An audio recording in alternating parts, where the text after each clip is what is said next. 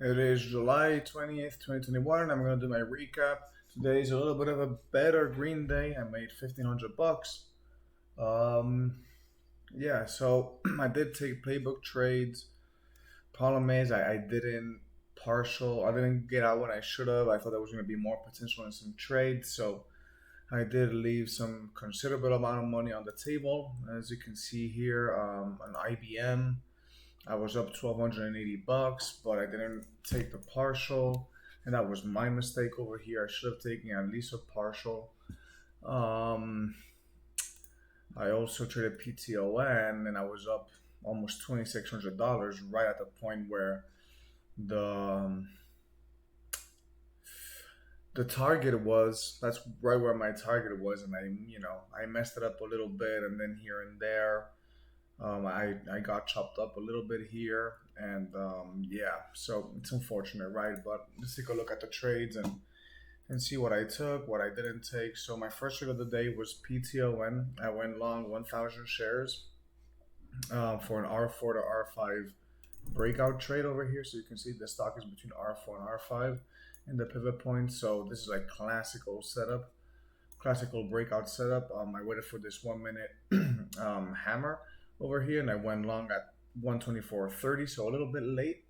I would have liked to get it right at the daily open, which would have been 124.10. But yeah, so this thing came all the way up to 125 and it rejected, and I put my stop. I like to put my stop loss right below the daily open because for me, like signifies a lot of weakness. If it cannot really hold the daily open, it means that it's weak. Pretty not all the time, but most of the time.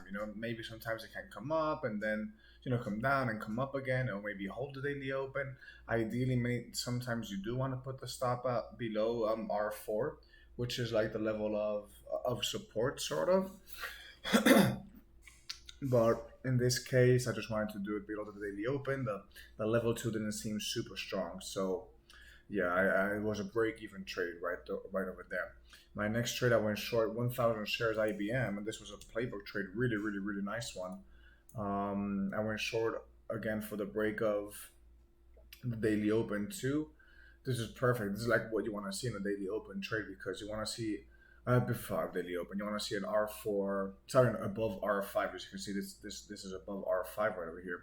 In an above R5 setup, you would like to see that. Why? Because as you can see, there's two minute candles over here.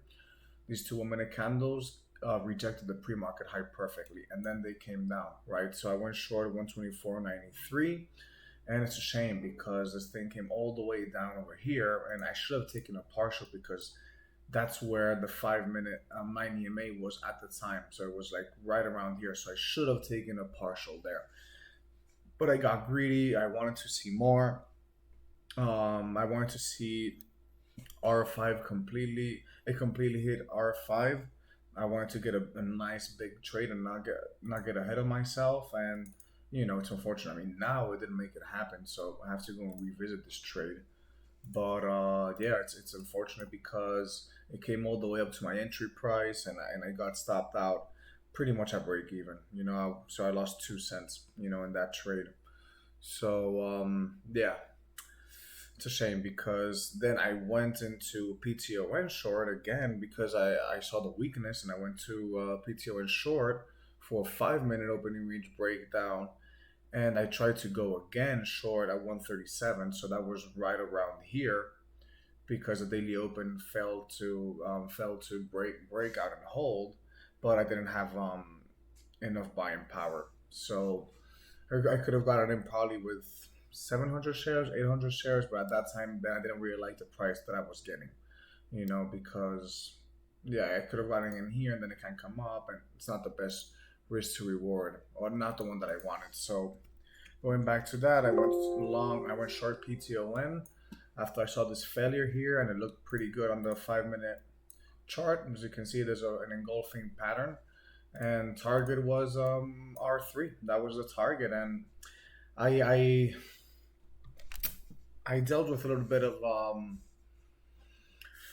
yeah, it's frustrating, right? Because it did come all the way down here, and I didn't take the partial, right? And I don't know if that was a mistake or not to maybe take a partial. I mean, sometimes it I just would rather let the whole trade play out rather than take a partial many times, especially in such a setup in such a setup like this, right? So I went short 123.42. So not the best set, not the best entry. So it's right over here. Would have liked to get it again at the break of the daily open. So I did like chase it a little bit, but it seemed really weak on the tape, and on the 5 minute chart it looked pretty good. So I went short, and I didn't take any partial, didn't take any partial, and I put myself in a bad position because this thing came all the way up here. And what I should have done is the same in IBM. I should have put my stop loss at the break even.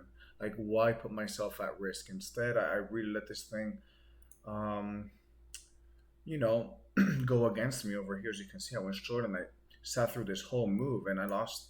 I would have lost 1,400, 1,500 bucks, and that is not a good way of trading. I was frustrated, and I just cannot get frustrated like that. I have to accept the losses, accept the defeats, especially if it's break even, the cost is zero. Like, to take that approach much better. I mean, PTON actually looks pretty good now for short.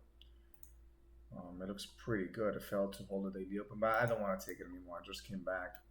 But whatever, I sat through it and then it came back down and I partialed one. It was a really good partial at 121.50. So right over here, 121.50. Is that it? Yeah, I guess it is 121.50. Yeah, 10:04, 121.50. So right over here, 121.15. Sorry. So right at the target, pretty much that I wanted, and then I wanted to see more action, and I messed up a little bit. I let it come up, and I was up 2,600 bucks at this point. I should have just taken it and walked away with the money, and yeah, I left the money on the table. So it came up. I started shorting again, got stopped out, shorted again. Wanted to see it this level break down and didn't break. And then yeah, I just covered around here, pretty much for break even at that point. For profit of 1,500 bucks. So yeah, and then I was definitely done. It was what 10:30, totally done. You say I shorted 121.45, and there was a little bit more of possibility there. I went short at 25 here, and I should have covered again here. Instead, I covered at 33 for the before break even. So, I mean, sometimes it is gonna break down, other times it's not. Today was a day that it didn't break down. So, what can you do? It is what it is today. It's a bit unfortunate. I should have just exited at that point, but got a little bit greedy today. Another great setup that I didn't take today was another above R5 setup in TAL. This was amazing. I just had it on the far side of my screen, so I didn't really have it much. I didn't really have it that much. Couldn't really see it as well, but this was another beautiful setup. Came all the way down to R4, and look what a fucking great manner it came down to right now. Yeah, now it's came all the way to R1. So yeah, man, I might just short PTON to be honest. Let me short PTON. It just looks good.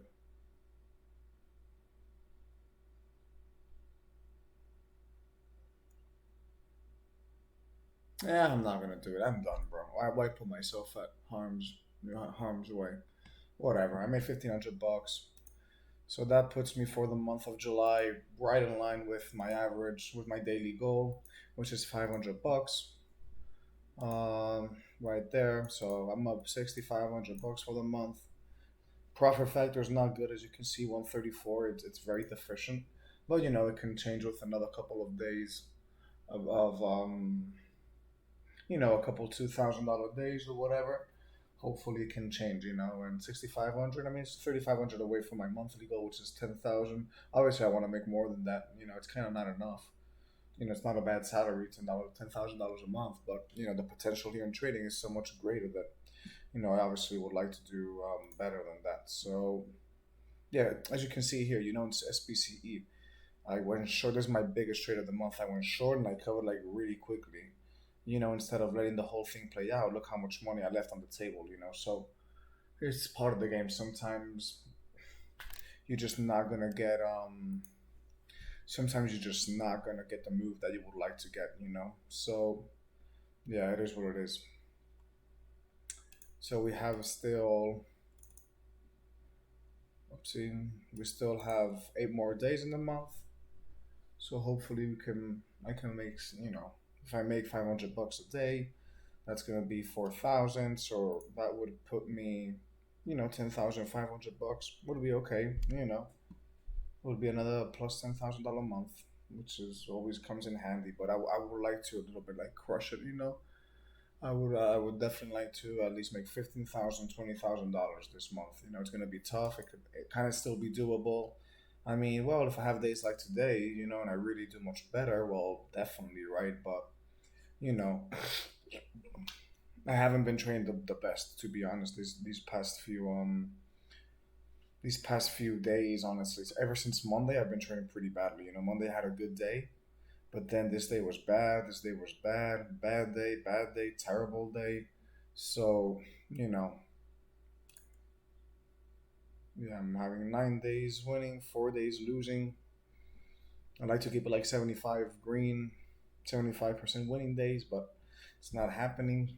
Um, so yeah, I mean that's a recap for today. I'm gonna do another trading day right now. I mean, I'm gonna categorize these trades and stuff, and then I'm just gonna drill a little bit more. You know, I'm not gonna have lunch until like 3 p.m.